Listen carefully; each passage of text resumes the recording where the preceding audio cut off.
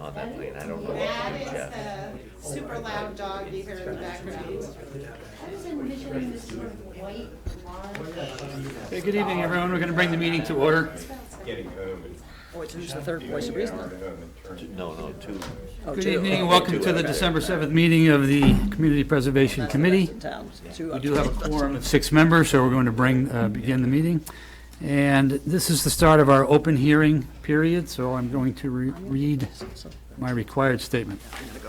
The Northborough Community Preservation Committee will hold a public hearing, which we are, on December 7th, 2023 at 7 p.m. in the Select Board Meeting Room, Northborough Town Hall, 63 Main Street, for the purpose of reviewing proposals for the FY 2025 Community Preservation Act funds.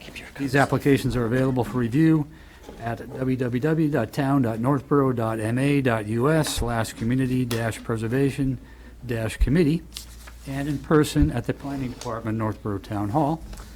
I am John Campbell, Chairman, and I have 5 other members with me, which means we got a meeting. Good evening, all. Good evening. John, you John? Hey, Sean, everybody. Our agenda tonight is to review those applications that we've received so far and to briefly discuss and have a presentation from the applicants if they are present. And without further ado, the first application on our agenda is the Melican Middle School Courts, presented by the Recreation Commission. And I believe we have Scott Charpentier, Town DPW Director, presenting for that application. Welcome, Scott. Thank you, Mr. Chairman. Thank you, committee members. Thank you very much for being here. So our Recreation Director unfortunately can't attend this evening. She's ill, but she was nice enough to allocate me to provide this briefing on the project for you guys.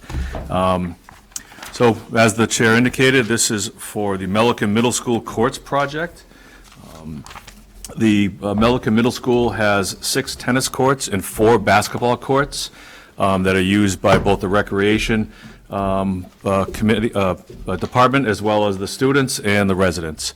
I don't know if anybody has been to the courts recently. The tennis courts are in substantial disrepair. There are photographs in the application that show the size of the surface cracking. The surface cracking can extend to 3 to 4 inches wide. We actually have to go through there and weed whack and remove small saplings every spring, so the courts can not be used for tennis because they're not safe for use. The posts for the tennis nets are removed and replaced, a couple of them a year. They are continually failing.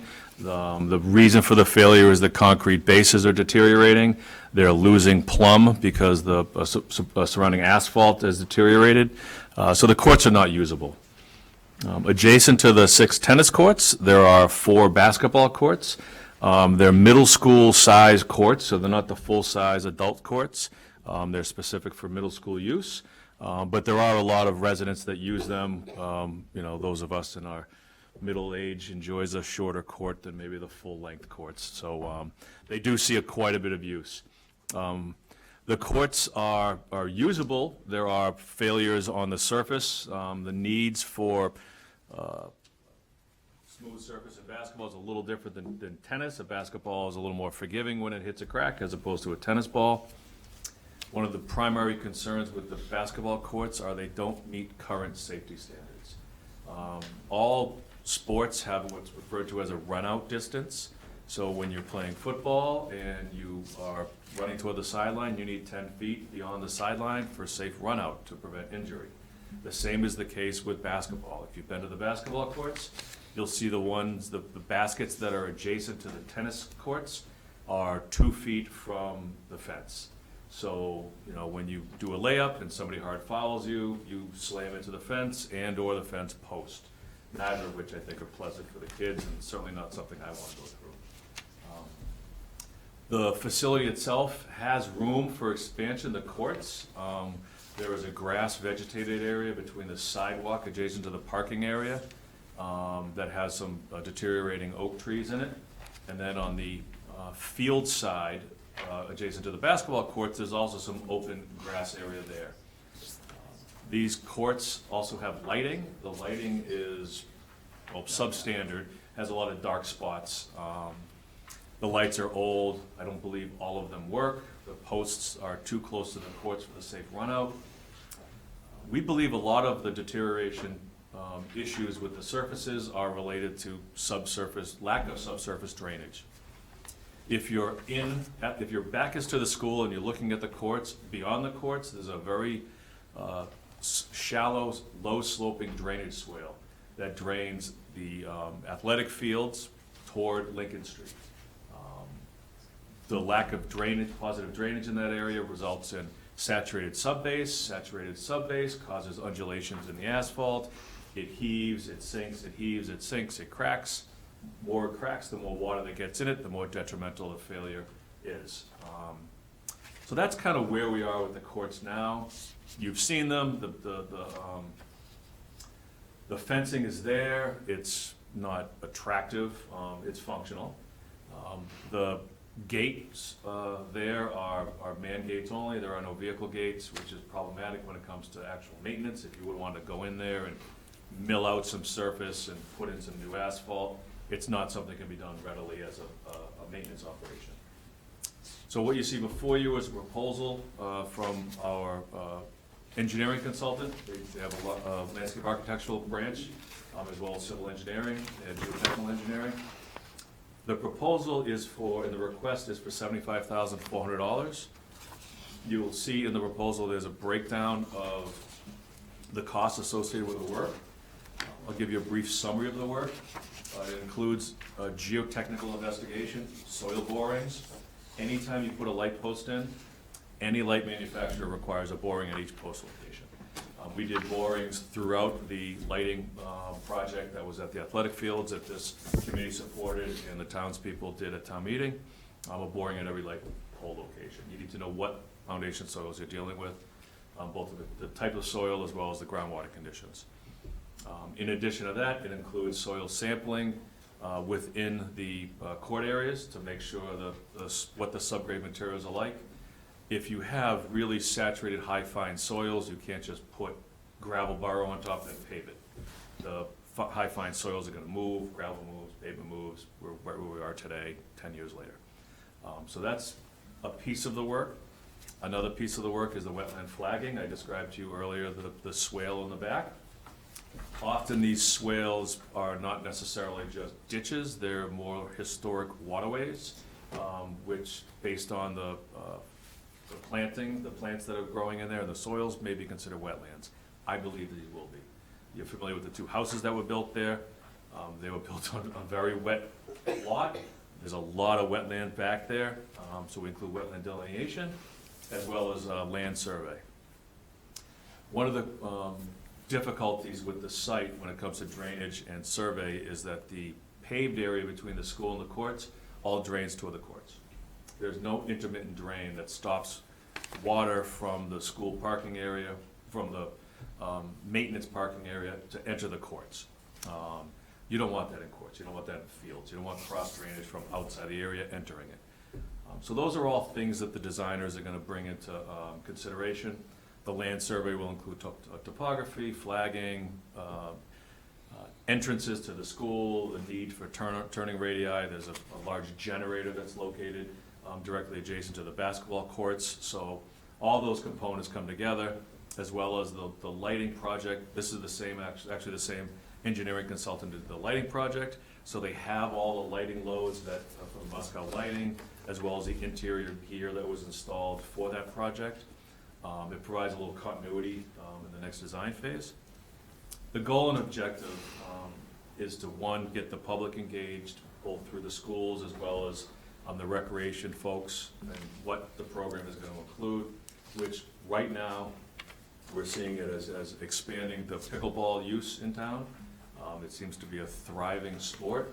You know that what do they call it, the Gonkplex has incorporated pickleball there in lieu of all of their tennis courts, and that's what we're thinking is appropriate here. 6 pickleball courts, a couple tennis courts, and then the 4 middle school size appropriate basketball courts. But again, we'd like to go through a public process to make sure that this is what the public wants, the schools want. We know what the use loading is at Ellsworth, which is surprising how popular pickleball has become down there. And I'll be curious through this process, see how Algonquin sees the pickleball use. So that's the general scheme for the new use at the courts. After the public involvement process, we go through conceptual design and then preliminary design with construction cost estimates. The goal and objective is to get this done over the coming fiscal year so that a funding mechanism for construction can go forward. As we've done in the past projects, we like to bring funding in from a lot of different avenues, so all the stakeholders are stakeholders with their purses involved and not just their voices. That includes the capital planning projects, the CPA, the boosters, any other resources that we can seek out. So the goal and objective for the overall project is to have new drainage, possibly raise up the courts a little bit to get them out of the sopping wet soil. New fencing which will one, be far more aesthetically pleasing, will provide maintenance access to the courts, as well as be set as a safe distance for the runout. Lighting improvements will be part of the consideration. As part of the lighting analysis and public outreach, consideration needs to be made of the neighbors as well as the school operations. Muskow is the vendor who provided and installed the light poles at the fields. They do smaller scale lighting such as this as well. Those lights are all LED. They're low energy use. They're remote controlled off of a cell phone app. The rec director can turn the lights on from Maine when she's on vacation with just a text message from the football coach. Similar technology would be proposed here in the event lighting is chosen to go forward. So that's,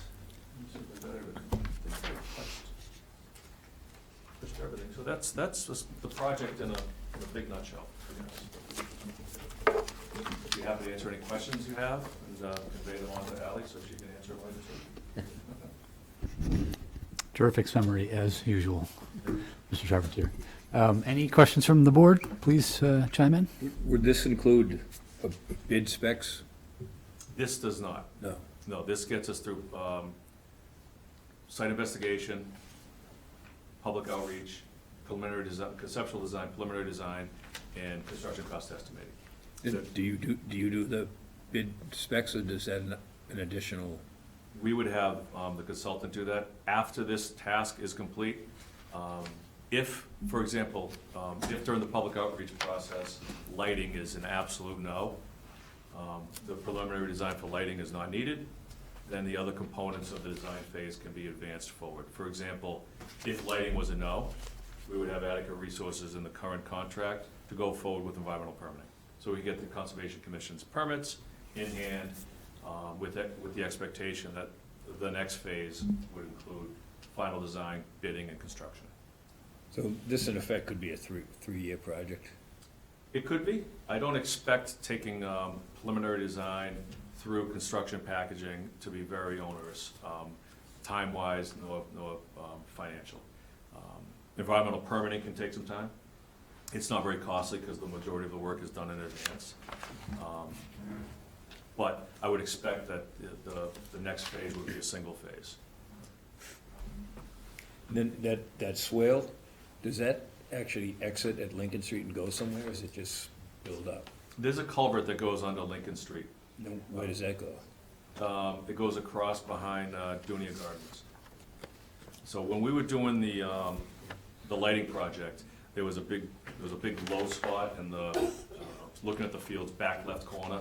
It always got soaked and we weren't able to mow in the spring.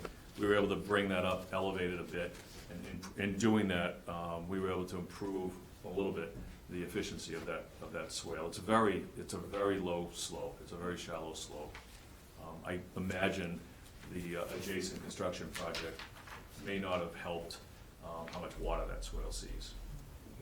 Yeah, would have pushed it towards it. It went somewhere. Does this change the overall amount of ground that's being covered, or are you working within the same amount of ground? It will expand Does the expand. area. My initial thought is that it would expand it toward the parking area. There's a no man's land of grass between the tennis court and the sidewalk that goes adjacent to the parking lot. There's a couple of bike racks there that look like, Godzilla chewed them up and spit them out. That area, nobody really uses, Right. and the trees there are not in very good condition.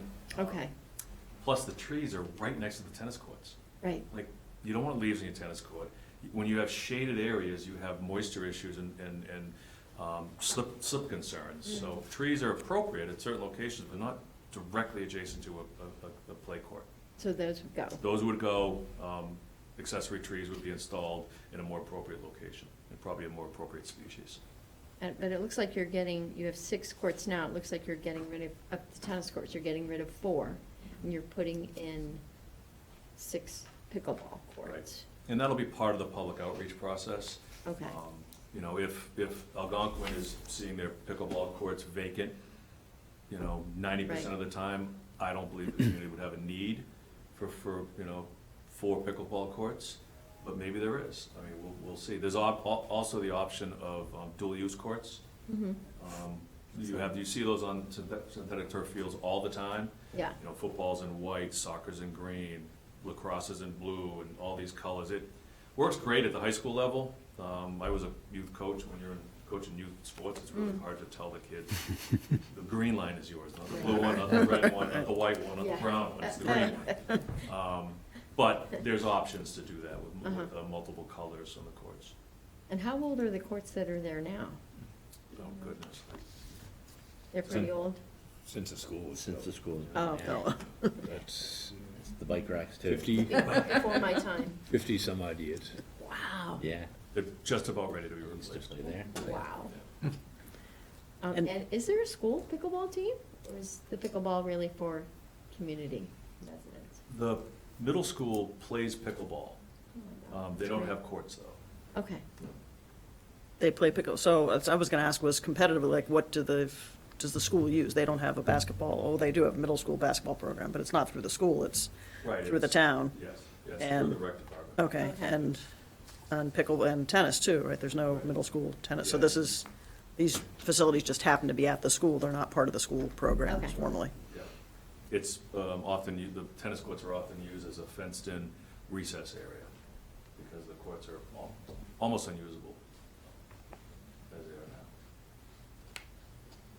now. Scott, when you said something about lighting a minute ago, if lighting or if not, this is pending community input and approval, or are you worried about the funding covering the lighting as well down the road? It would be community and school administration.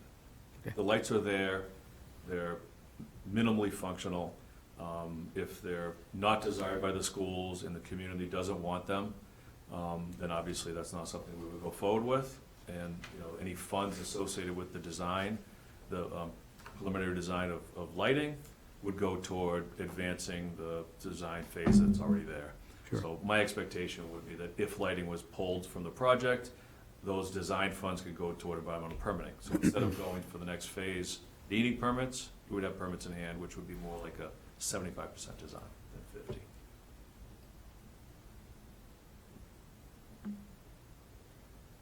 Good.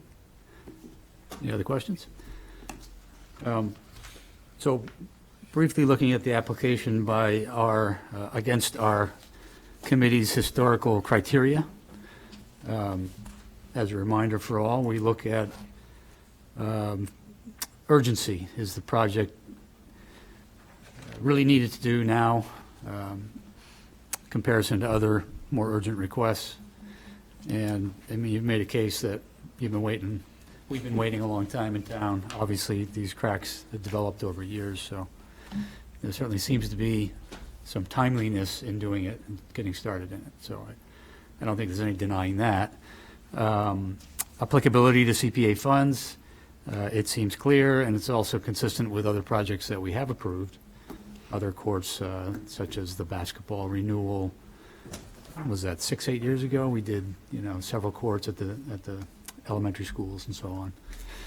And we've done other work at the middle school, so clearly in line with that. Community support is clearly strong. There's many letters of support in your packet from the school, the superintendent, use groups. I don't think there's any doubt that the Melican facilities are used often, so enhancing them is good for the community. So 3 for 3, and then we tend to look at, affordability with our available funds in the current year or reserves, and that's kind of an unknown until we look at all the applications, but the first line request seems very reasonable. I would ask, do you now, or would you, let's say the application went forward, do you now, or by the time before town meeting, would you be able to ballpark what the total cost might be so that we could express that as part of the project? This is phase 1, phase 2 is going to be, 10 million, $500,000, whatever you thought it might be. We can prepare budgetary numbers, yes. Okay, good, They would be that level of numbers, but yes, we absolutely can. good, excellent. And as you already described, the phase approach is the right way to go when we, as we've learned in more recent years, it's the right way to approach these projects. Otherwise, you don't really have time to get the costing accurately enough. So I salute your approach in that regard. Any other questions or input on this? Seems pretty cool. Good, well, having said that, we're going to go off the agenda just a little bit. We had a late application that was received this week also from the Rec Commission, and that is, it's printed for all the board members here. The title is Outdoor Pickleball Courts Soundproofing. And I'm going to let Scott continue the presentation on this since it's in the same area, and minimize his time, and therefore I'm going to put the floor back to you for describing what we're doing here. Well, thank you, Mr. Chairman. I appreciate the accommodations. And also, I want to thank the committee for your support on the pickleball courts. As you've seen, they've been very successful, and the community is really happy with them. They certainly see a lot of use. Since they see a lot of use, there's a bit of sound that comes off the pickleball court. And there are a lot of communities in the Commonwealth and across the country that are learning rapidly what the sound of pickleball is like in the neighborhood. Many communities have run into this, and we're all learning through the process. And I am as well. The Recreation Commission has discussed this in the past, as well as in support of this application. There are some residents that have reached out to the Recreation Commission, very nice residents. They've actually done it sort of off the radar, politely saying, FYI, please be aware, this has been a problematic for us. Specifically in the summer, fall time when I want to be outside, when I want the windows open in the spring, it's impeding on our enjoying our homes.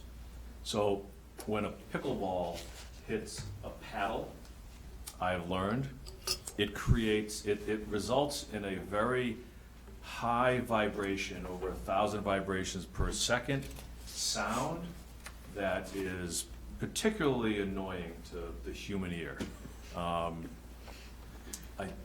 There's a lot written about this. So, way more than I ever expected there would be. So when you're 100 feet away from the pickleball court, that annoying vibratory sound is in the 50 to 70 decibel range. 70 to 80 decibel range, 100 feet away. So it's not really too loud. It's a full washing machine shaking away in your basement. But the vibration and the frequency of it is really annoying to people. And I've never experienced it until I sat there at the pavilion, just because I read this and I really honestly didn't believe it. So I sat there with my phone and was sending emails and text messages, and it was annoying. I wouldn't want it in my backyard. And a lot of communities are seeing that. For example, I looked through a quick list yesterday, you know, Burlington, Chatham, Millis, Wellesley. Those are just a quick Google list on those that have been in the paper about pickleball noise. And they've implemented mitigation measures. The mitigation measure that's typically used is a fabric acoustical fence. It's not reflective, so there's two ways to manage sound. You can reflect it, hard wall, sound hits it, bounces back at the person making the sound. The other one is absorptive. If you see noise barrier walls on the highway and they got all these corrugated, wrinkly looking things, those are absorptive. It hits it, it kind of bounces around on itself, and then doesn't really go anywhere. Acoustical fencing and sheeting is an absorptive process, so it doesn't bounce it back. They've been used, you know, in the communities I just listed, as well as around the country. The result is it'll drop the volume, the decibels, down to 40 decibels, 10 feet from the fence. So if you're 100 feet away, it's at 70. You put this fabric up, and it's at 40, 10 feet away. So it works very well. They have a variety of different manufacturers. There's aesthetically pleasing one. You know, I got a quote for a green one. I thought, we'll have a green with the blanks. The black fence, we got green shrubs next to it. I thought that would be appropriate. The reason I went into the absorptive component as opposed to the reflective is we have the low fence on the park side, so that the people waiting for the courts can actually kind of enjoy watching it. And when you're playing, you don't feel like you're in prison yard. So it absorbs it, and it doesn't just shoot it back to the other side of it. So you're not mitigating one side of the fence and impacting the other side. There's a quote in the package as well for installation. It's not a very complicated installation, but the materials are very expensive. It's over $40,000 for the materials to line the three sides and two returns for the courts. What I would not want to have is inexperienced staff installing over $40,000 worth of materials and having there be a problem. Specifically, when you have a sheet like this, it's subjected to wind, rain, sleet, snow. A mistake in installation could be problematic with a big expense associated with it. Regarding the long-term operations and maintenance of it, once it's installed by a professional and my staff has seen that correct installation, we can replicate it. I don't have a concern with that. I don't want to be the first one putting it in, though. It should be done professionally with a warranty on it. So that's the idea of what we would like to do, and I appreciate the residents who have been impacted by pickleball. They've been very accommodating and understanding. There has not been any storm the castle, pitchforks and torches. It has been very cordial, polite phone calls, and we're lucky to have residents like that in that area. So I guess that's it in a decibel nutshell. Thank you. I just learned a lot about I did. noise propagation in particular. I did too. The sound of the thwack of a pickleball. Your description is terrific. Thank By the way, I'm picturing this wall of soundproofing. I don't know what color it would be, but does it let any light through? Yes, it's translucent. Really? It lets wind through. It's not waterproof. It's translucent. It allows moisture through. Sleet's not gonna come through it. It's heavy. It's a heavy product. We have commercial grade fencing there. The difference between the fencing we have in our houses and around our yards is 11.25 gauge. Fencing you see at a prison or on the MBTA is 6 gauge. This is 9 gauge. It's heavy fencing. It's strong. So it's the appropriate fencing to handle this type of treatment. It's a lot different than the fencing you see at some of the do-it-yourself courts that are out there and about. Sure. We're lucky to have it been done correctly the first time. So is it 10 feet high? Yes. And then, so is it independent suspension or is it built into the fence? Because I don't think the fence is at 10 feet high. The fences are 10 feet high. They are. They are. Oh. Yep. And then, you know, we estimated conservatively on 10 feet. Sorry. No name for you, Andy. I shouldn't. So late. When we engage the vendor to come out to the site to do an evaluation, my expectation is that the bottom 1 or 2 feet likely won't need acoustical barrier. A lot of that bears on what size their standard fabric panels are. You know, if their standard fabric panels are 5 feet, well, we're getting 2 5s, we're gonna get 10.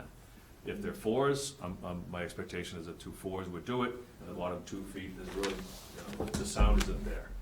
The sound is off the ground with a paddle. It's not the ball hitting the court, it's the, I don't know what's it called, paddle. The paddle hitting the ball. So is this something, once it's up, it stays up? It doesn't come down in the wintertime or any of that? It can be. I hope it doesn't come I down. think that's Yes, yes, it stays up. Yeah, I suppose you don't want to create another maintenance headache, but right. any experience with the durability of it that you've? When I spoke to the Researched. vendor, they said it's generally a 10-year lifespan. So it's the kind of thing you program into your operating budget that, you know, every 10 years you evaluate and replace what's been damaged, and then thereafter, you know, maybe on year 8, you start programming into your operating budget. The expectation is that the whole thing falls apart at once. My guess is that that which is exposed to substantial sun will deteriorate earlier. The ones in the shade likely won't. If there's a wind corridor, that may deteriorate more quickly. It doesn't, from what I've discussed with the vendor, it doesn't sound like it's a systemic replacement, like everything goes at once. What's the warranty period? I'd have to look at that, I'm not sure. Not 10 years. Guessing not. Wow. Under municipal law, minimum warranty is 1 year. Will it be on all 4 sides of the Yep. pickle enclosure? It'll be on 3 sides and then the 10-foot returns. So we have a full 10-foot fence parallel with South Street.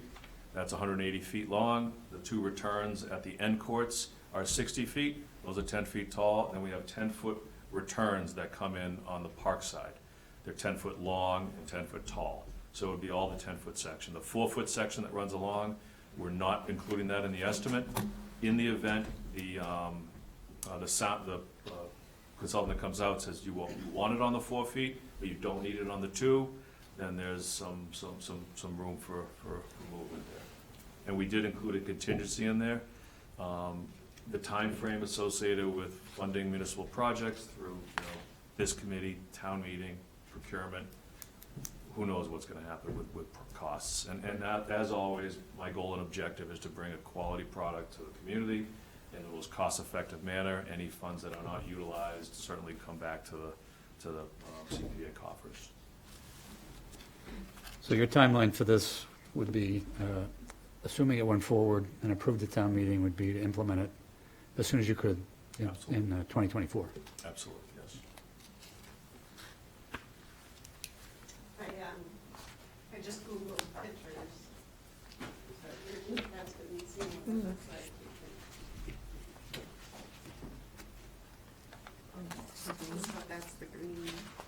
It's Oh, I directly on see. the chain Yeah. link fence. Andy, briefly for your benefit, we were presented this application this week, Yeah. and It's lighter than I thought. we agreed to Yeah, thank you. put it on the agenda, and since Scott was already here about the Melican Get some courts, ventilation that's what we're talking somewhere. about. Yeah. Yeah. Oh, looks, That would be so. looks nice. Yeah, great. Thank you. Pickleball. Visual aids are helpful. Couple, Yeah, Thank it you, does. Lori. You're welcome. Yeah, I was kind of wondering, like, yeah, that makes perfect sense.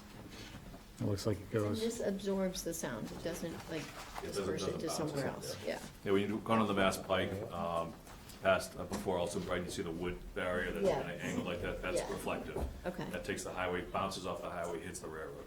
Yeah. Now, when you go on 95, there's more absorptive. They look like, looks like popcorn concrete. Mm-hmm. That, the sound just goes in there and just kind of bounces around and dissipates. Mm. In case you do sound barriers. Crazy, right? Okay. Shouldn't be surprised, there's already a company that does this acoustic block. Yeah. And that's, It's descriptive.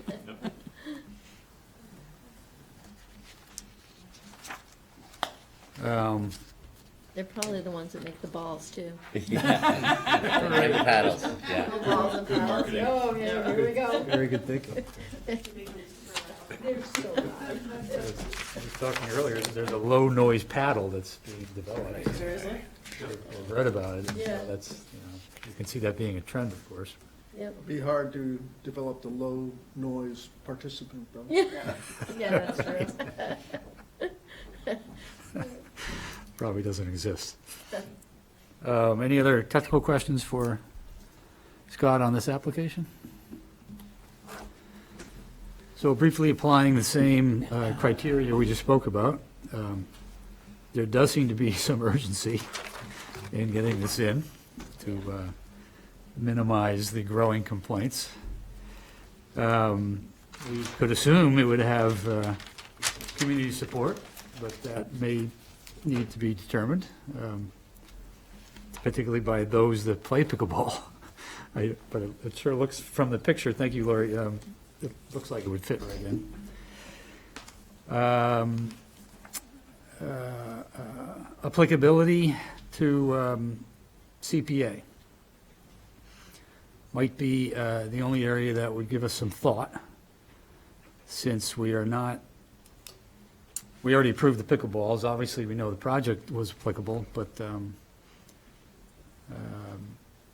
we would probably have to see whether we felt disqualified under, enhancing it, refurbishing it, kind of adding to it.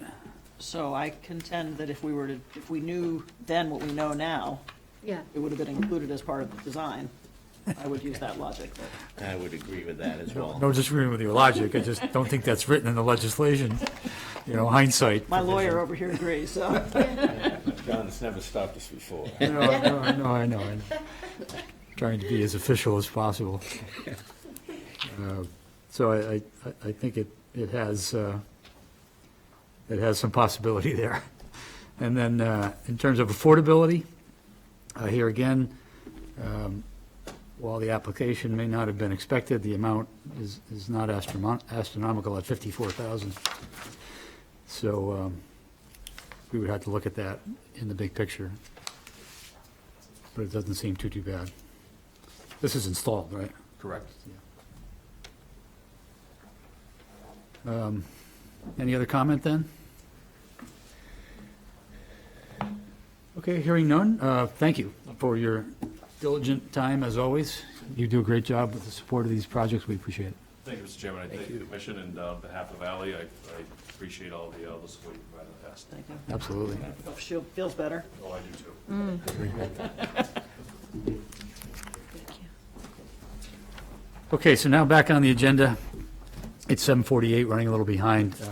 Our next application on the list is the First Parish Church Structure Restoration of Steeple. And we welcome representatives for the applicant.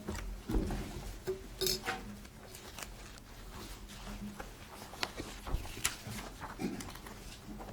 a tough act to follow, pickleball. It certainly is, but that's why you're here. But pickleball player, and I'm used to the courts there a lot, and very happy with the Northborough courts. And anyway, and any advances, but I can tell you, as a player, I don't care about the noise. It's the neighbors that care about the noise. Thank you for coming back to see us. Could you identify yourselves for the benefit of the TV audience? I'm Dave Sherman, I'm as the overseer of operations of First Parish Church. We're also joined by Celia Brown, who's a board member. Welcome.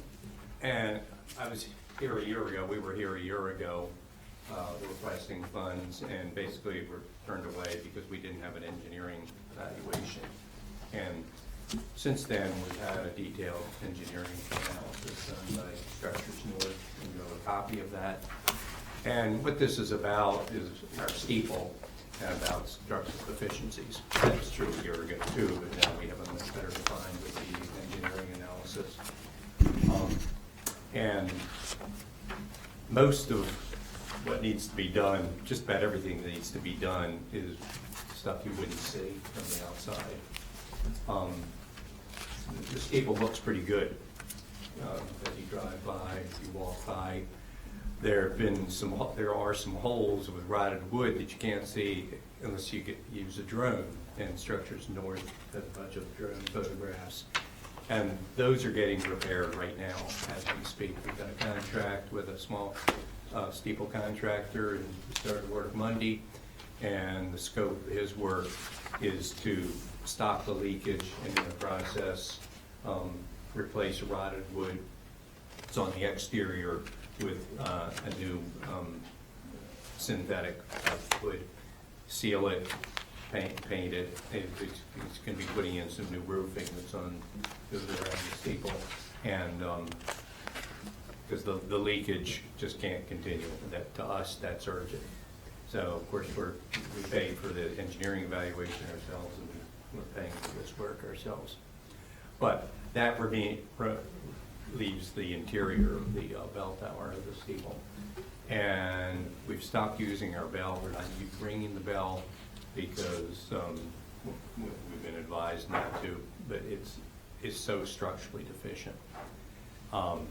And our request for funds details that, but we need the supports for the bell to be replaced. We need the internal staircase to be replaced. We need internal structural wood members either replaced or shored up. Anyway, the whole project's about $300,000, and we're asking for $210,000. We're also going to apply to the let's see, what is that called? The state fund, MBPF, for $50,000, and of course we'll provide some funding from ourselves. The proposal that we have from a contractor, Minuteman, includes the work that's being done right now by another contractor, so we would be reducing their scope. And when this is done, we'll have to sit down with them and ask for a new proposal with a reduced scope. But part of the expense is putting up scaffolding. And of course, once the scaffolding's up, there's a whole lot of things they can do, but they don't intend to do it twice. We don't intend to have them do it twice. Do the scaffolding once and take care of all this work. That would include taking the bell out and replacing the structural members with new material and putting the bell back. Anyway, the church is important to the community. There's not just our church, but there's a lot of other activities. There's a Montessori school that uses the facility. There's another religious group, Sai Baba, that uses the facility. There's contra dances once a month. I'm sure, can you think of last night? I think we open mic once a week or once a month? Right.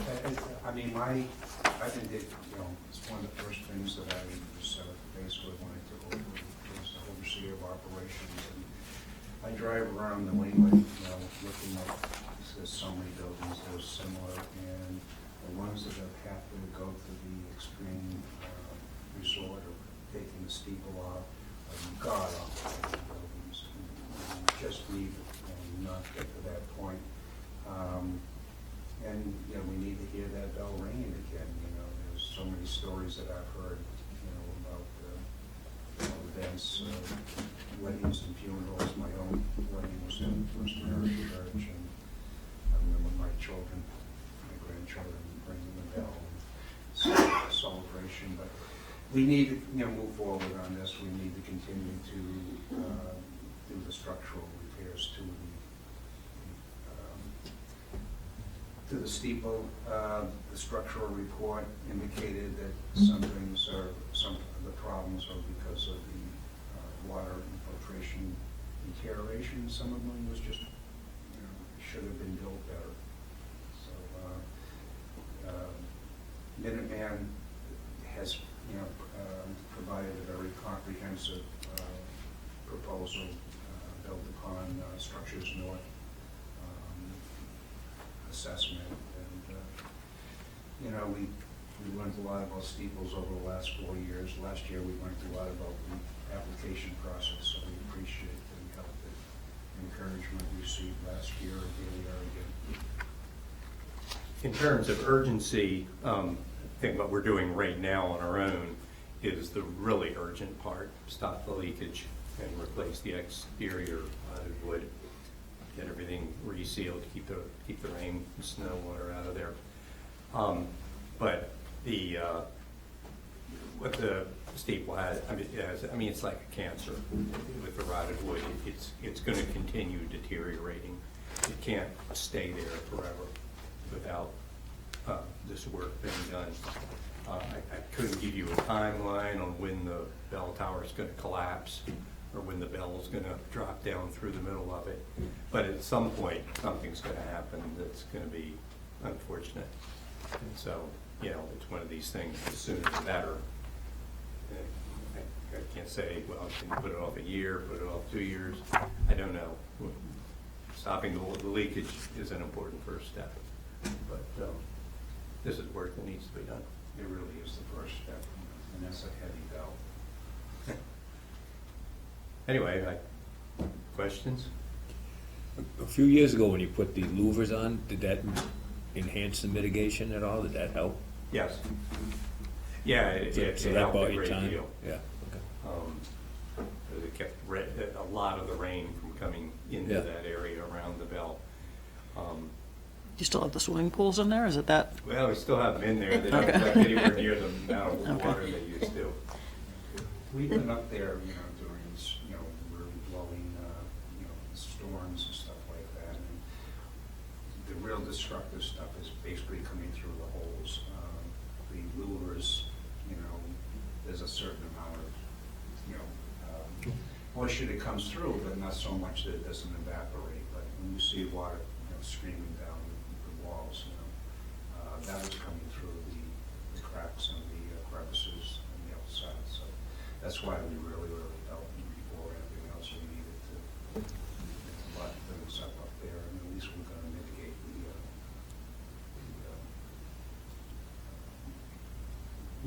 ongoing damage. But there's just a whole lot of structural things that need to be reinforced in there to preserve that steeple.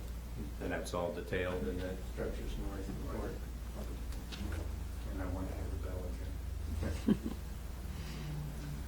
May I just add, I'm president of the board. I just wanted to add that we've been very much involved in Memorial Day celebrations in Northborough, and often you end up coming around us and going to the cemetery. And we have the plant sale. The Montessori school is very vital. Kids are coming and going.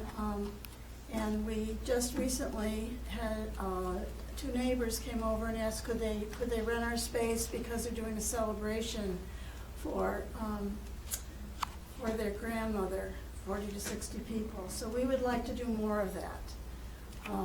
That doesn't mean that the steeple's going to totally relate to that, but it is a congregation that is invested in being part of the community.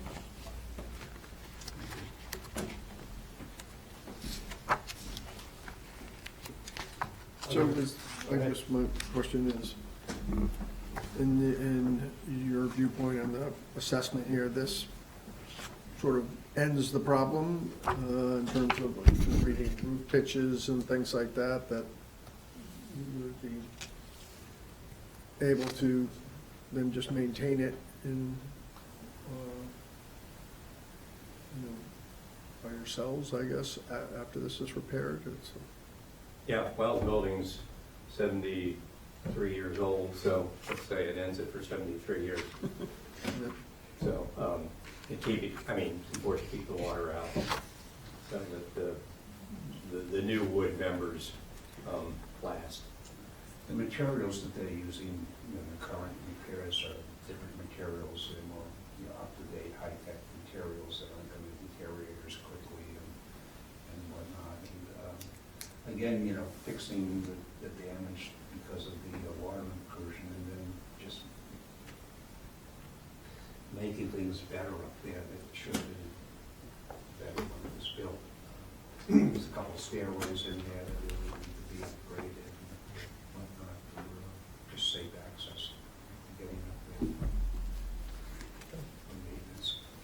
I'm not sure I answered your question, but No, it's a comprehensive thing. It's not leaving, we're not gonna do the stairwells or something else like that that's gonna come back as another thing in a year or something like that. Yeah, well, Minuteman, when they put together their proposal, they looked at it from a point of view of accessibility for them. And so they're basically, we're not gonna do anything up there until we get the staircase replaced. We're not gonna send our workers up and down that rickety old staircase. So they're kind of working their way up. And then, of course, you know, scaffolding would go up, but, so there's a lot inside there that you don't see from the outside, and it is necessary to make that a long-standing steeple that would last another 73 years. their proposal was in stages, and like Gordon just said, you know, they, again, very comprehensive, their program would have addressed pretty much everything, but it starts in the bottom of the steeple, reinforces everything under the bell structure, and then it goes up to that level, the second level, to replace the bell cradle, that's what it's called, that holds the bell. And replace that level, and then they were thinking that they were gonna go outside at that point and do the outside stuff, but we would just, you know, we got this proposal from their contractor, and we said, we can do it without putting up staging and stuff like that. You know, when we look at Minuteman's thing, I mean, we're talking about $60,000 just for staging. Mm-hmm. Yeah, something like that. Yeah. And then there's a huge amount. So it's a large project, and we just gotta keep moving forward on it. We're doing everything we can. Thank you. Does anybody actually know the condition of the bell? Bell's in Bell? good shape. That's been evaluated? It's I mean, it's not cracked or anything, and those bells are, I guess it's brass, is that, I don't know, they don't corrode. It's iron or something like that. Yeah, I don't think it's iron, it's a, I mean, you see the old bell was sitting on the ground, the one cast by Paul Revere and Son, that was put in there in 1808, and the church building burned down in 1945, and the bell crashed to the ground. It was the only thing left, and it cracked in two places. Okay. So that, of course, couldn't use the Revere bell anymore, so it's sitting there as part of our memorial garden. But the new bell that we bought, which actually is the year 1888, printed on it, so I guess we bought it from somebody else. I wasn't around, but it doesn't show any sign of corrosion or anything. Tarnished, but not corroded. And the mechanism that operates it, this roll basically is all under condition. It's just, it has like a framework. Right. Heavy beams that the bell sits on, and those beams are deteriorated. Okay. Both over time and because of the water.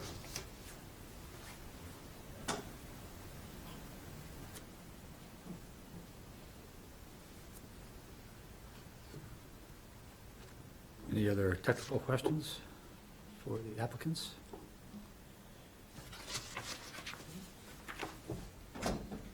You've done a very thorough job with the application, thank you. Is it appropriate for me to speak as a neighbor? Of course it is. Well, I to make sure I'm open. Did you raise your hand? I did raise my hand. I didn't see it, I'm sorry. No, I raised my hand after I yelled neighbor. Norm Corbin, the floor is yours. So, I'm a neighbor to the church. I'm about 3 doors down. And, you know, one of the things about preservation, we always think about the structure. The fact of the matter is, the ringing of the bell is part of the preservation of the town. And it really makes it this colonial village. I miss the ringing of the bell. That bell's been around, well, at that site since 1808. So it's been, you know, it's really part of the history of the town that's missing right now. And on a curiosity, this is something that surprised me, is the owner of my property back in the early 1800s was responsible to ring that bell every day. So I have a personal interest to get that bell ringing. And I don't want to downplay the sound of the bell. I think it's an important. Yeah, you volunteering for the job? So that's my 2 cents. We may have you be the first person to ring the bell. If it gets up there, I'll do it. Take notes. The only thing missing from your presentation is if you could have recorded and played sounds of the bell ringing gently behind your speech. It's much You can better bring than that to the next pickleball. meeting. Say, you want a soundproof fence or something? No, I'm good. It's true, the bell can drown out the sound of the pickleball. Well, just a little aside to that, we have a son who's an adult who's autistic, and he was helping out at the Memorial Fair, and one of our parishioners said, "Well, you want to ring the bell?" He said, "Sure." So they went up and they rang the bell, and it was during the the appropriate time at the noon time. But yeah, we miss it a lot. Was it ever rung on the hour by someone, you know? Not for a while because of. There's a story that it was run on Sundays at a certain time to let the domestic servants know that the service was almost over and they needed to get somebody dinner on the table. Oh, wow. But I've also. You gotta make up a better story than Yeah. that. That That's doesn't not implied. age well. Right. Just to call them to service or. Yeah. Well, anyway, we're, What service? Probably true, oh, yeah. thank you for letting us make light of it a little bit, but Yeah. when we talk about our criteria and thinking about, well, you've addressed the urgency part, so we'll check that off as a yes. And we talk about community support, and you've brought up many things that I think of. I think we've all been in there for one event or another, if not attending church itself, but it gets a tremendous amount of community use, so. Two things about historic buildings that we have to keep in mind. One, that our own historic commission deems it to be significant, and that's long been established. We've also done projects before at the church, and the second is that if the historic building has a religious use, that we can be certain that the project we're looking to approve has a public benefit, because in the end, we're using state money, municipal money for what is a private building, if you will. So, and I think we have that established, that there's clearly a public benefit to the restoration of First Parish Church and, in all of its functions, including the bell. So I think, can we agree on that? Yeah. Pretty much by the nodding of the heads. That leaves really affordability, and it's a lot, but we don't know how it stands within the big picture. In last year's cycle, you're correct, we denied bringing it forward primarily because of a lack of good information on the number it would take, but also because the committee at the time was looking toward what we thought would be some other priority historic restorations. We were trying to keep our reserve high, which we did, so that's not a bad thing. Our savings account is good, so to speak. And we had a good state match last year, and so our match plus this year's incoming revenues is healthy. So, we're lucky in town. This will be the 20th year. This will be the 20th town meeting of CPA. And so it'll be technically our 20th year of revenue in a fiscal year, if you look at it that way. So, having said all that, I think it has good support here, so. As a town member, thank you for what you do. Thank you. Thank you for what you do. Appreciate your time. Love that building, and anytime I can go there, and, question for you.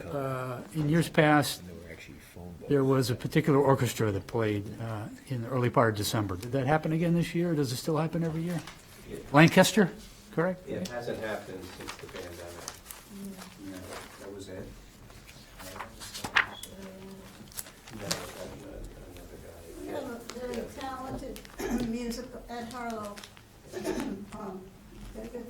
Fest, the Solar Jazz Fest, you probably, some of you know Yeah, I about was- that. Briefly saw some of that this year, which is great, but we attended the church many years ago, but we remembered, not mistaken, it was around the first Sunday in December, and the Lancaster Orchestra Choir would play. Fantastic. I remember pre-COVID. Well, Like you said, it's just, there are many things I don't remember pre-COVID. Take notes, please.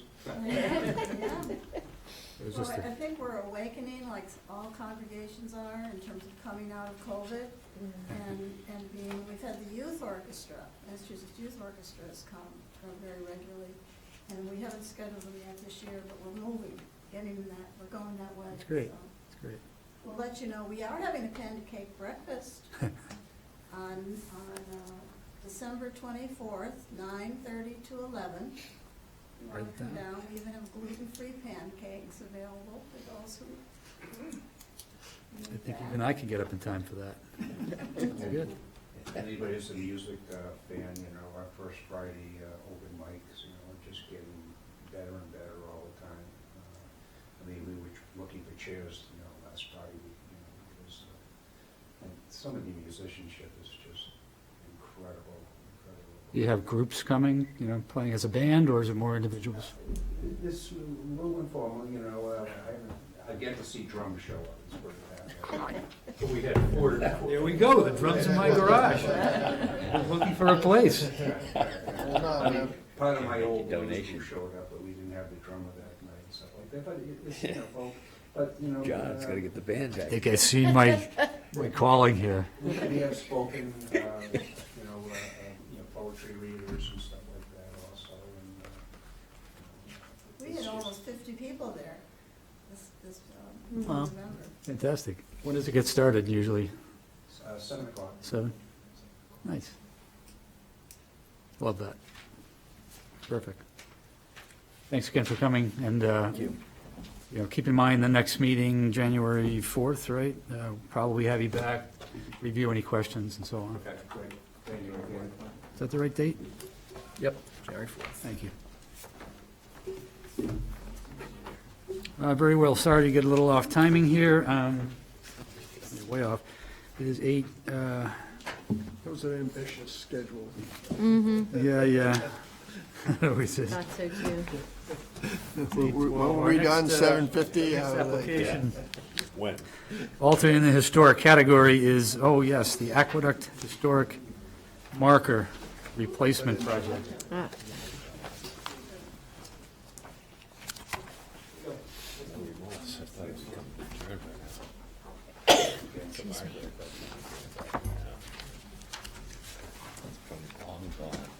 Yeah.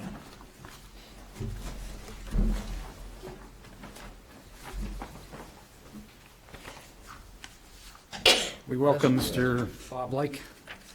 Is that how you pronounce it? Light. Like the light above. Sorry, thank you. It's spelled right. It's spelled L-I-C-H-T. Thank you, Mr. Chair. You're welcome. My name is Bob Light. I'm the chair of the combined Northborough Historical Commission, Historic District Commission.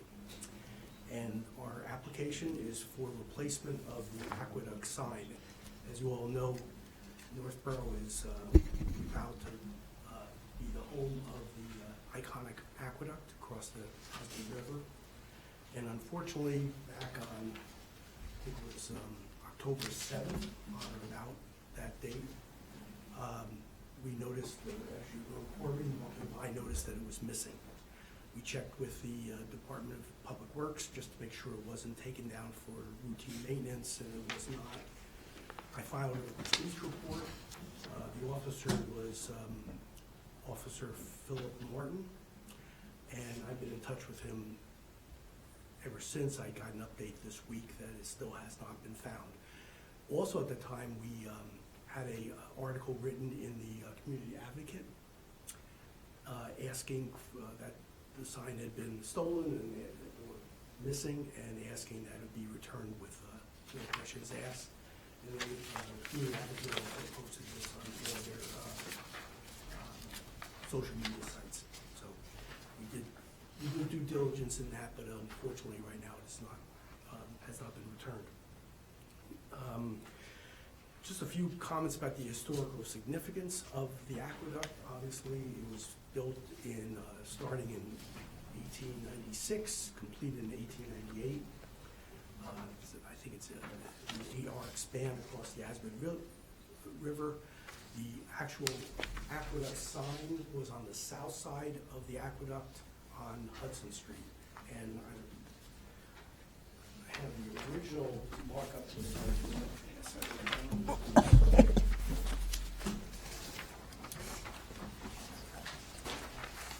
Oh, thanks.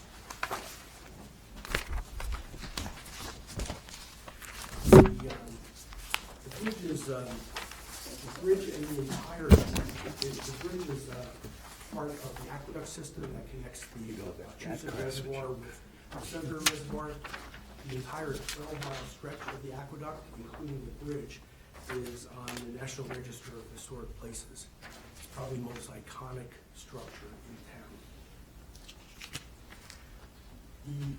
The historic marker was originally funded by CPA funds, the marker itself, in 2013.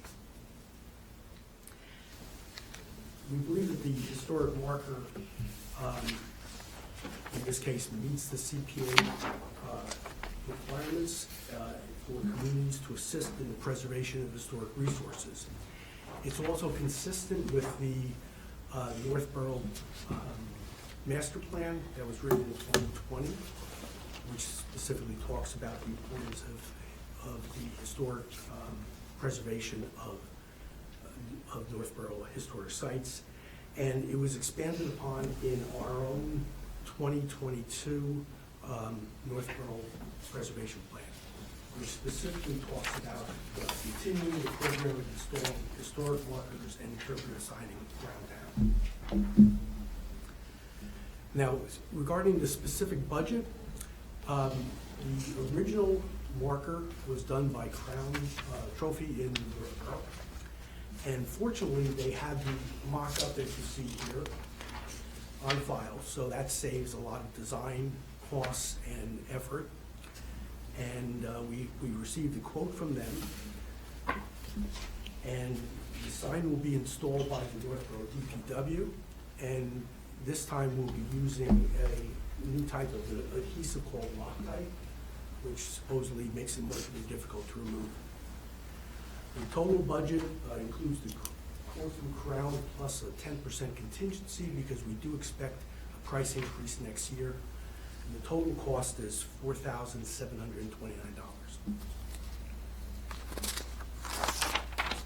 So just to conclude, we believe that historic markers are vital for the education and community pride. And in this case, definitely community pride when it comes to the aqueduct. The CPA has funded over 9 different markers within the town of Northborough. And the Massachusetts CPA has funded also historic markers in approximately 36 different communities throughout the Commonwealth. So with that, I'd entertain any questions. Members, any questions on this? So was the whole sign taken? Was there a base and a stand? It was on a post. On a The post post. is still standing, and in fact, in very good condition. Okay. So I believe that we'll still use the post. And It the wasn't bent or anything. Loctite will help keep that post in a, That is what Crown recommends, okay. and also Scott concurs with that. He knows what to use. Okay. Huh. Prior to that, was it just like bolted in, do you know? It was probably just bolted in there. It looked like there were bolt holes. I'm not really sure. It's bolted in place, Right. and it was just unbolted. Loctite is like the super glue of bolting, so you Yeah, put Loctite in a bolt, supposedly you can't get it up. right, right. Nothing is finished, Here. but it's, Huh. again, as you can see, it's a nice sign. Yeah. It's a picture of the construction and there's some history behind it, and I think it's very valuable to the community. Yeah. To know where this thing came from. People drive under it every day and they probably don't know anything about it. Yeah. Does anyone have any theories as to who might have taken it or whom? It's in somebody's bedroom. Maybe in somebody's garage. How do you with an explain old that drum to your set. mom, though? Johnny, where'd you get that? Pretty much, yeah. College dorm. Yard sale, Well, Pretty heavy, Officer too. Martin at the time- Savers. Officer Martin at the time told me that they pulled over some teenagers and they found a street sign in their car. So we were hopeful that maybe they. Yeah. Yeah, it's a little different. You can see that, you know. Your bedroom, your dorm room, you like that stolen street sign thing, but the stolen aqueduct sign, Unless someone took it There for, might be some value in the metal. right, I was gonna say something like that. it could be if your theory's right and it's a, you know, a young person, it could be a budding historian collecting things.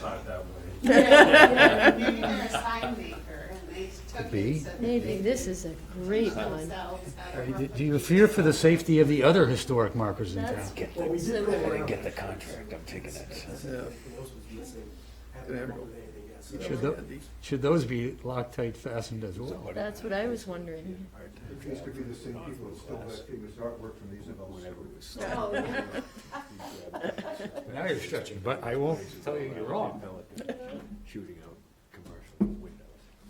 Well, Business would jump up. obviously, we funded it once, and so one could say it's, we can, by restoring it, we would be funding it again.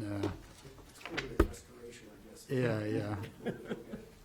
You know, in terms of urgency, well, it's hard to call it urgent, but it certainly would be nice to restore it. And the cost is not huge. Community support for the markers, I think, is well established. Everybody seems to enjoy seeing them. And as we look to enhance walkability around town and things like that, it's certainly part of that, so. So we'll certainly put it in the mix. Anybody else got a comment on this? Thank you for bringing it up, Mike. Thank you. Certainly try to support it.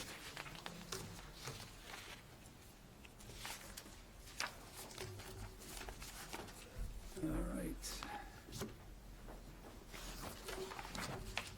Very good. Next up on our list is the application for the Conservation Fund, with which I am very familiar. The applicant is John Campbell. I know him, and I know of the Open Space Committee that I am also the chair of.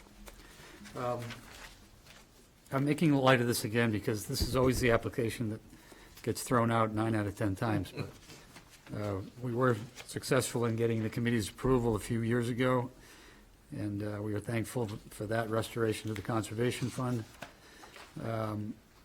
The current amount in the Conservation Fund, by the way, for monies previously placed by CPA, I think it's around $670,000. The amount chosen in the request here was somewhat significant in that respect, that we continue to want to meet and maintain the goal of $1 million in the Conservation Fund for the purpose of land preservation and to capitalize on opportunities for that when they come up. While we do not have an immediate land purchase that we know of to bring to the committee right now, the Open Space Committee is renewing its activity in reaching out to landowners. There will be another round of letters to landowners in town, reminding them that the town is in the position of acquiring their land for, for prosperity, or providing a conservation restriction on the land, so that it's an option for people in town that own large tracts and would like to see it maintained as open space for public benefit rather than for development. So I'm getting that message out here to the public, as well as to the committee, that this is part of our goal. There are certainly some opportunities that we continue to pursue, a few properties that we continue to keep our eye on and keep in touch with the owners or the constituents for the opportunity when it comes up.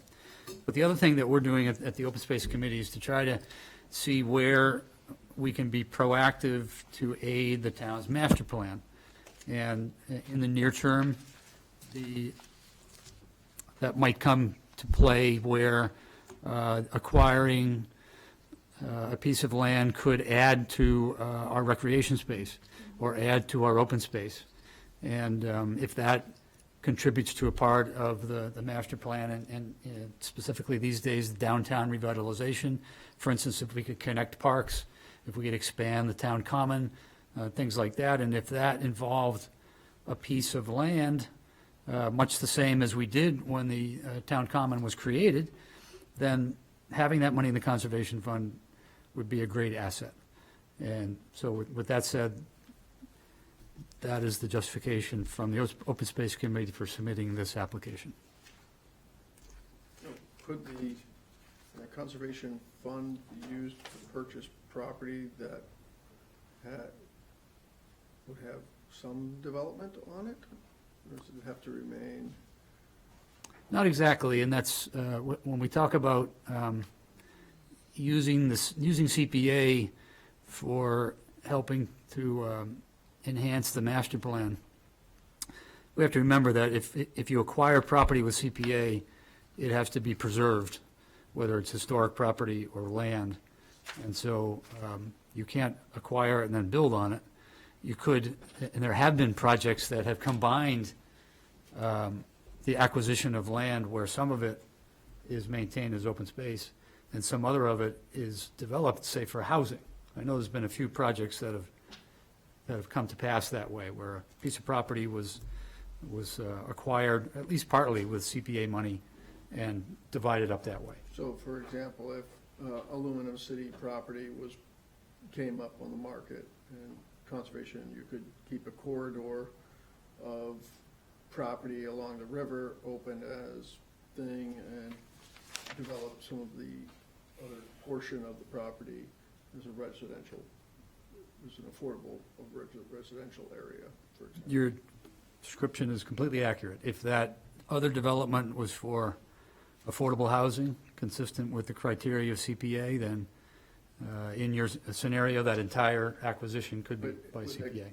And I'm sorry, this is not necessarily pertinent to the thing, but is the conservation fund an appropriate vehicle for that versus just a direct CPC, bond or something like that? Good distinction. In your scenario, that's a good point. Primarily, we're looking at the conservation fund as the vehicle for our open space money for open land acquisition or conservation, where if part of that project was also that part of that, let's say some acres was going to be an affordable housing development, then we probably would have to, our committee might evaluate it, but we might have to take some from, if we brought it to town meeting, for instance, we might say some is coming from the conservation fund, which was already CPA money, but some would be maybe from new revenue because we also want to build affordable housing. But it could be combined, and it's those kinds of things that, I'm asking this committee and also the Open Space Committee to look out for, where we can contribute somehow to good new projects in town, much like we're about to hear from with regard to other potential affordable housing projects. But we've already done a couple in town that, if you think about the restoration of the two buildings on Main Street into affordable housing and the creation of the senior apartments near downtown, those two pieces in and of themselves were downtown enhancement. If you could picture doing that another 6 or 8 or 10 times, we'd have some nice additions to downtown, for sure. I apologize if you mentioned this already, but another part of having a conservation fund is the ability to respond quickly and not have to go through a town meeting cycle. Those funds are available. Frequently, real estate acquisition is something that has to be done. Correct, Can't wait correct. for a year or 6 months or whatever. You're saying the Open Space Committee doesn't have any, doesn't have a sense that there's an impending transaction? That's fair to say. There's no near-term request that's come before us at the time of this application. John, just to kind of get to Andy's point a little bit, though, if you bought a piece that had a building or something on it, or that you wanted to use for maybe open space and affordable housing, wouldn't there have been a deed restriction on that, that you have to kind of go around to get it into an open housing or affordable housing category? Yeah, I think it would be a matter of, again, I think the specifics of that would have to be looked at closely. Okay, But, okay. you know, let's just You name a have to number. know Let's say that there were, ahead of time. right, let's say there was a parcel and it's 10 acres, and you thought 5 of it would end up being, open space, committed, preserved. You're not going to build on that in the future. And in that case, I think it would be, for instance, a river walk. You see that as working, or an extension of a park, an extension of a trail, or whatever. But at the same time, part of that parcel looks like, we could develop housing on it. I think it would be segmented, but we might bring it forth as a combined project for some reason. But I think it's fair to say, Okay, I was just curious. we wouldn't go to town meeting and say, we'd like X amount from the conservation fund to buy this parcel because we're going to put affordable housing on it. I think we'd have to break that out and probably then bring it forth as a, two-part project, and the other part being from new revenue or reserve or affordable housing reserve, for that matter. But all those things are on the table, and, that kind of, looking out for that kind of creative multi-use is something that I'd like to do, and should there ever be a time anyone on this committee, sees that opportunity, if they can share it with Lori, our town planner, Yeah. and others that are involved, I know it would make her happy too.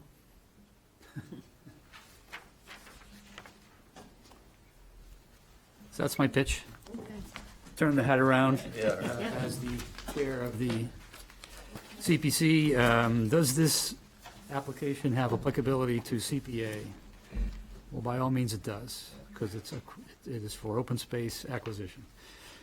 Does this have urgency? Not the same as if we had a property in mind that was at risk of being developed right away.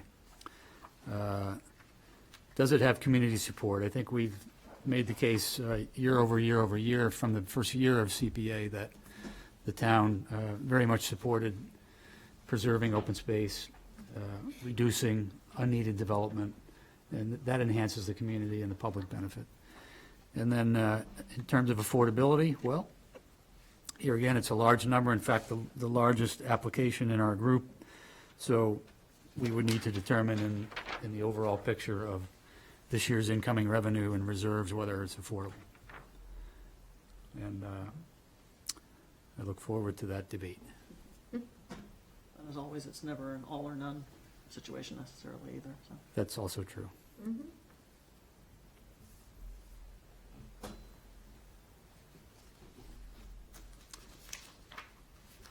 Any more input on this application? Hearing none, we move on.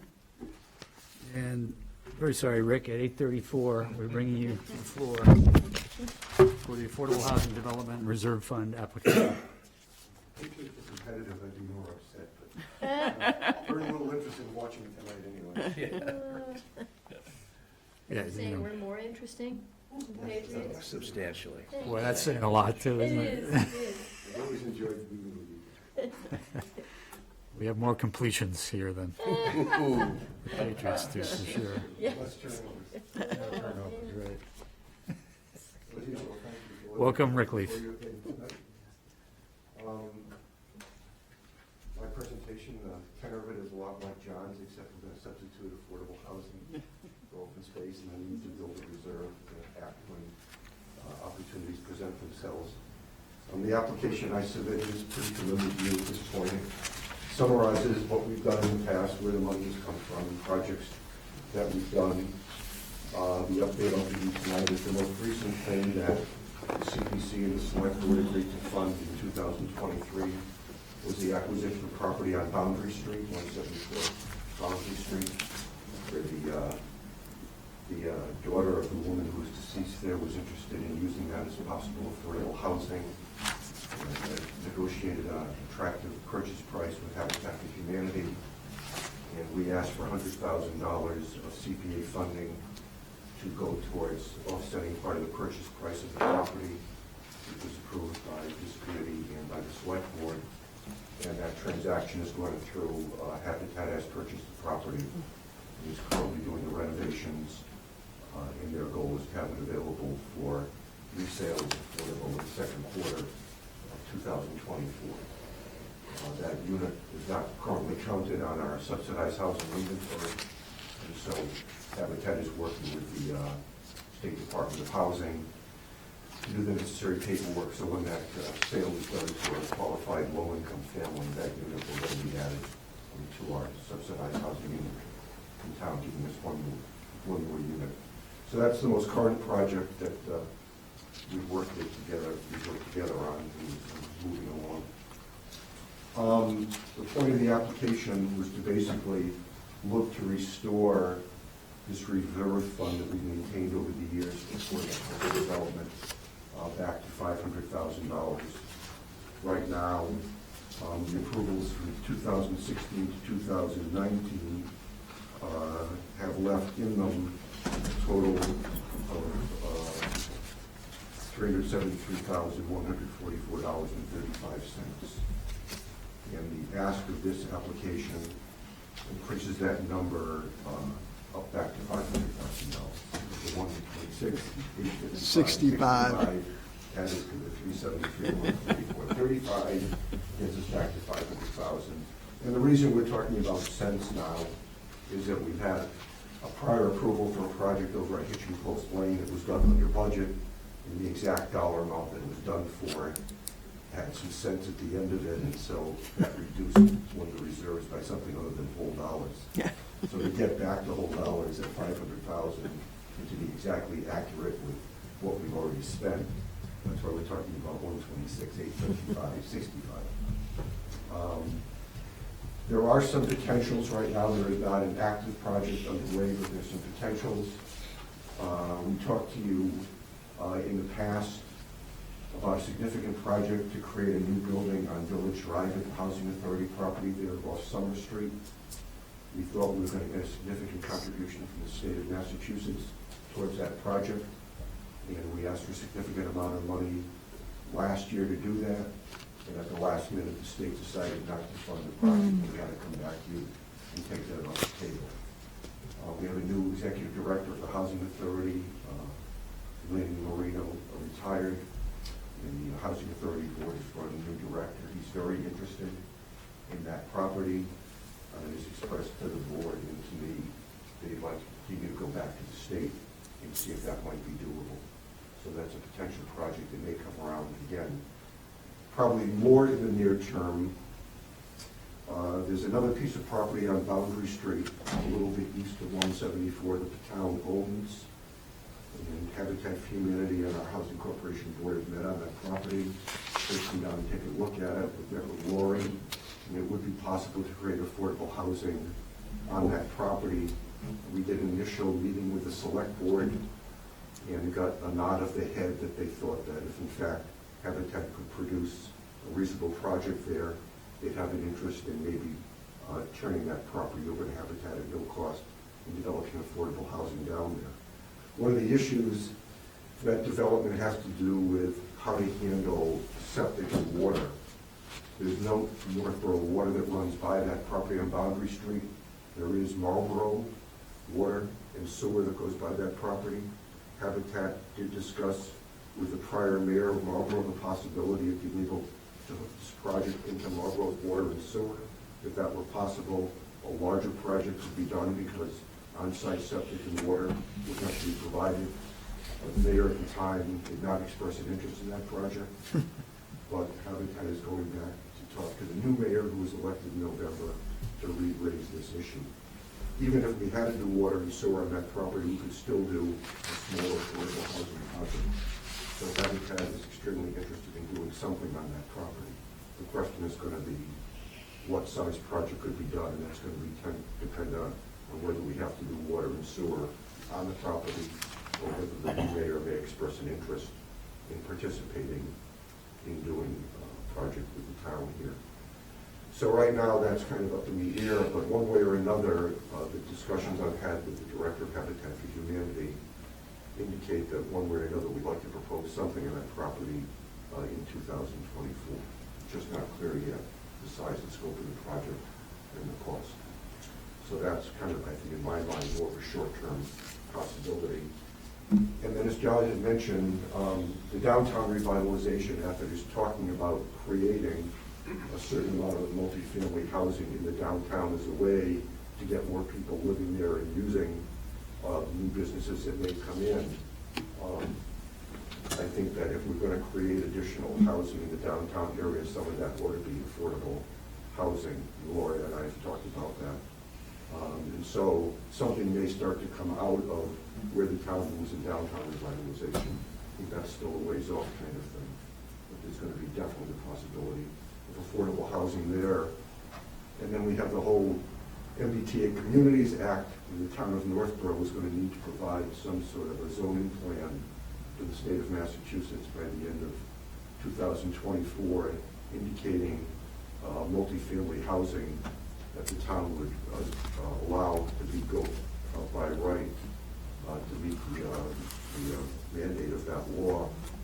And how much affordable housing is going to be in there is anybody's guess, but if a lot of market rate housing is created as part of the MBTA Communities Act, it's going to negatively affect our 10% factor of affordable housing in town. Right now we sit at about 11% affordable, and part of our goal as a housing corporation has always been to slowly increase the amount of affordable housing to offset any market rate housing that might be built in town. We've done a good job with that so far. It's unclear exactly what this new zoning may look like, what the town may think about it, but once it's put in place as a by right opportunity, probably developers are going to want to come in and build some of this multifamily housing in the areas that have been rezoned, and that could negatively impact the ratio, 10% ratio. Seems like it would make sense to try to mandate that they include 10% affordable. Lauren and I have talked about that, and that's definitely going to be something that we could do, but the law doesn't mandate that. Okay, well, that's too bad. But the zoning we put in place might be Yeah. able to mandate that, or at least the ongoing discussions with the developers when they come in and meet with the land use board, we'll talk about that. All I'm saying is, MBTA Communities, as a proposal, does not mandate that 10% of the housing is being built. It's going to be affordable. They leave it up to towns to deal with.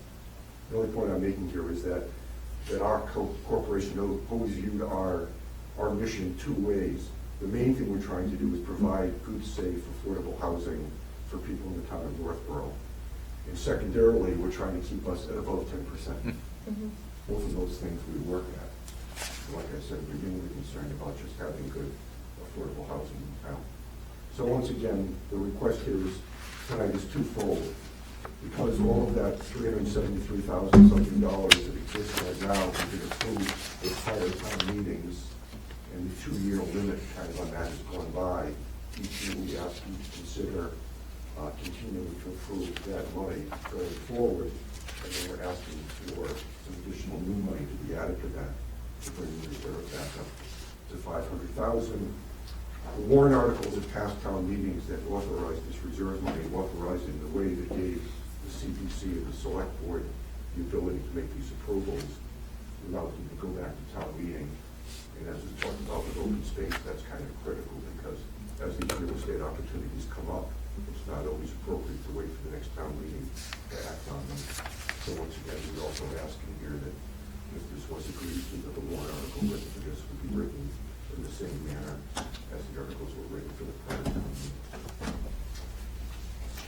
And then, Is there a list of all the affordable units in town? Just an inventory? I have that list. I'd love to see, it'd be interesting to, I can send it. yeah, that'd be great, thanks. you're talking about units just built by NHC or just all the units? Of all the units in town, and then a subset that have been done by NHC would be great to see too. I know you guys have done spectacular work.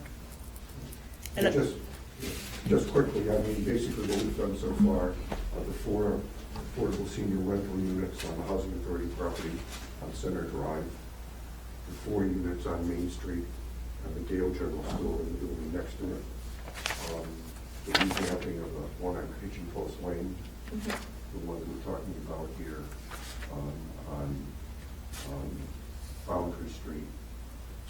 And, So you were involved with the other Habitat House on Boundary Street? no, the Okay. original Habitat House on Boundary Street was in the 1990s. Oh, okay. So before we were, we've done these two 4-unit projects and a couple of single-unit projects. This one of those escapes my mind, but in total, we've added 9 units to the subsidized housing. Any thought to putting apartments in the town hall? In the second So or as third? part of the master plan revitalization, the downtown revitalization, 4 West Main Street is a very active discussion point as to what's going to happen. There's a town hall reuse committee that is taking a look at should they move town offices back to that building.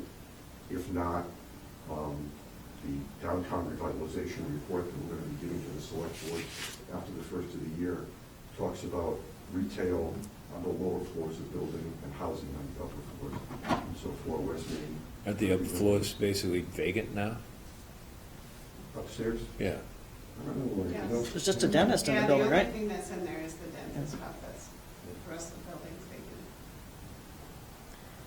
So it'll take a little while to figure out what downtown revitalization is gonna look like, how fast it's gonna move, and, you know, exactly how much housing the town is gonna have an appetite to put in there. But to the extent that's done, there's definitely potential to do some affordable housing. You know, Where's the parking garage? Please? Where's the parking garage? The plan does talk about parking. Up in the fire station, the current one. And the draft MBTA bylaw does include 10% affordable housing, but it's for projects that have 10 or more units, because you can't make the development unaffordable. So if you require affordable housing with small projects, the state may render that as making the project unaffordable. So you're saying at least 11 units, there have to be 10%? 10 or more. 10 or more have to be, So if it's a project with 10 or more units, then 10% would have to be affordable. oh, okay, oh, that's great then, okay. A question on affordable housing, do rental units count as affordable housing? Yes. They As a can? matter of fact, to encourage the construction of rental units, the state says that if you build a rental unit project, you know, a percentage of units have to be affordable, but all the units count on the town's inventory. The thing that got us over 10% was Avalon. Avalon. Mhm. All 386 units count in our inventory. And so apartments do count then? Interesting. And one of the points we try to make to the community is that although we're over 10%, if you actually take the number of actual units that are priced affordable, that's like 6%. Every community. But the reason we're at 11% is because we've got a whole bunch of market rate rental units at Avalon that were allowed to be put in our inventory. Just Makes enough sense. So they're counting as affordable, but they're not. Right, but the state is trying to encourage the creation of Actual rental affordable. units and affordable Yeah. rental units, and the way they encourage that is saying that if you allow a large rental unit development with 20 or 25% affordable, all the units count. So that's what happened at Avalon. They built 386 units, 25% are affordable, but the thing that pushed us over the 10% was all 386 are in our inventory. But we try to tell people, don't feel too proud about that. When people say to us, why do we have to build more affordable housing? We're at 11%. And we say, well, in reality, the town of North was about 6%. Fuzzy math. But Now it's 10.2, so the number's gone down. So, just out of curiosity, how does the town know what apartments are renting at? So Like- it's directed by the state. So the rental units have to be affirmatively marketed, and they have to adhere to specific rents based on the size of the household. So whoever is managing the unit has to demonstrate compliance on an annual basis. So like Avalon, I receive a report every single year with units and what they're renting them at, the income income of the households and the number of households, the number of people in the household. Okay, just curious. And related but unrelated, your comment about the town of city of Marlborough and the sewer and water, I know that the dog park wanted that too, so is it possibly going to be revisited for the dog park as well? Okay, great. Yep. So our design plan shows a well, but we're hoping that we can hook in, it'll cost us less to hook in. Great. Rick, it's a little off topic, but I've read a little bit about communities have used CPA money to create, can I call them, subsidy programs? I don't know if it's for rent subsidizing or purchase subsidizing, so that you help others buy a property, things like that, right? It's like a pool where applicants can go for it. So I think you know what I'm talking about. Have you discussed that, whether it's in NEHC or with anyone in the housing community, and how that might be a possible use of affordable housing CPA money in Northborough? We've had discussions, there's something called the MHP, Mass Housing Partnership, so they're kind of a semi-quasi-state organization that sort of helps towns with their affordable housing. And we talk to them off and on about what's going on. And the feedback we're getting from them is that there's a shortage of housing units. And so if you've got money to spend, create more inventory, and don't use it, to use it on these kind of subsidy programs, helping people out with their rent, although it's beneficial, what the state is trying to do is build more inventory.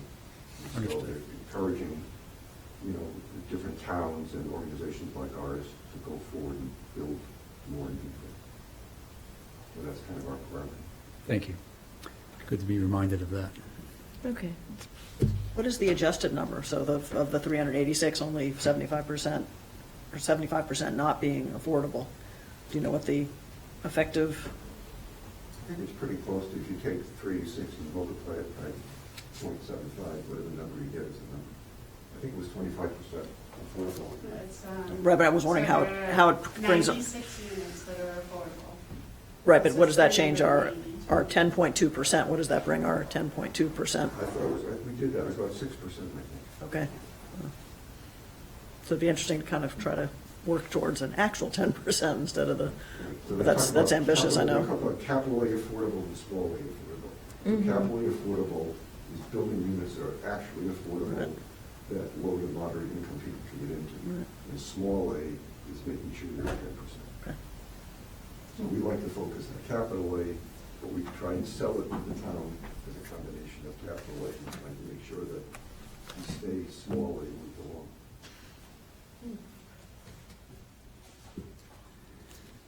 Well, this committee, obviously, year over year has supported your efforts in affordable housing, so there's little doubt that the request is applicable for CPA funds. And the need to do it is always urgent. I think that's fair to say, given what you've just described. And community support, I believe, to be very strong for the projects that you have achieved. It's really remarkable what's been done, relatively efficiently, if you look at it. And we've been talking about that a couple of different times tonight, so. We must always put minimum 10% of our revenue into the affordable housing area regardless. Your request is to put it in the reserve as opposed to more NAHC money. Is that accurate? No, I mean, the request is to put it for use by NHC. Those other warrant articles. No. Your, the 126,855.65, the way your application's written is to put it to the affordable housing reserve. Did you mean to, is that accurate? No, NHHC's Affordable Housing Reserve. That's right. I want to go to NHC's, the money that we've been working off of since 2015.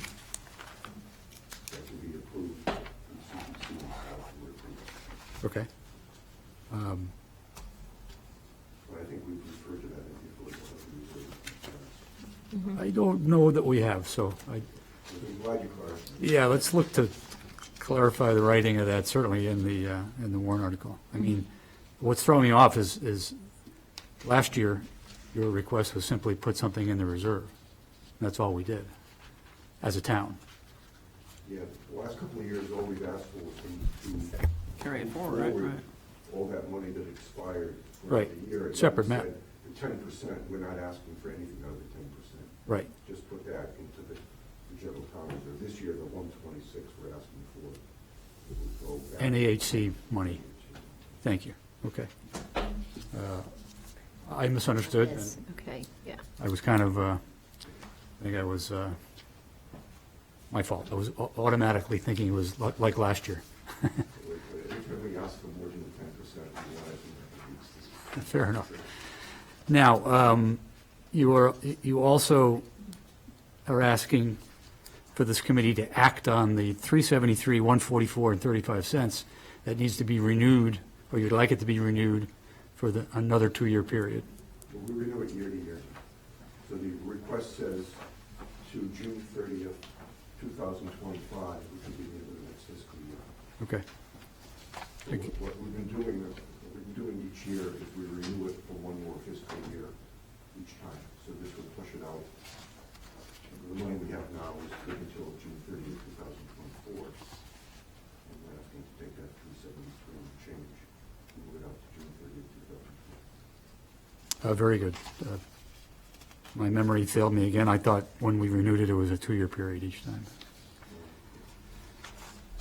Very good. So the 373, the committee can act upon, and the 126, 855 would go to town meeting. Very well. Thank you for One thing setting I'm me trying to straight. keep track of is just kind of what the 10% are every year. I just kind of a running total for affordable housing. What's going on? Has the accountant notified you as to the budget you're working with and what the 10% are going to be for this year's town meeting?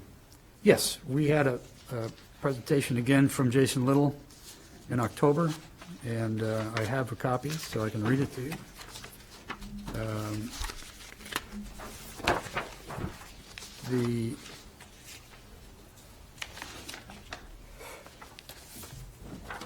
The amount in the affordable housing reserve is $279,863 currently. Is that the answer to the question?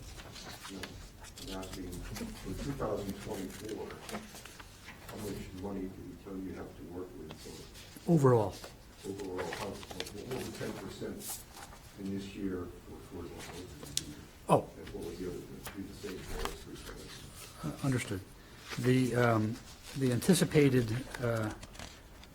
revenue is 820,000, so the 82,000 is the minimum number we'll be working with in each category: affordable housing, open space and rec, or historical.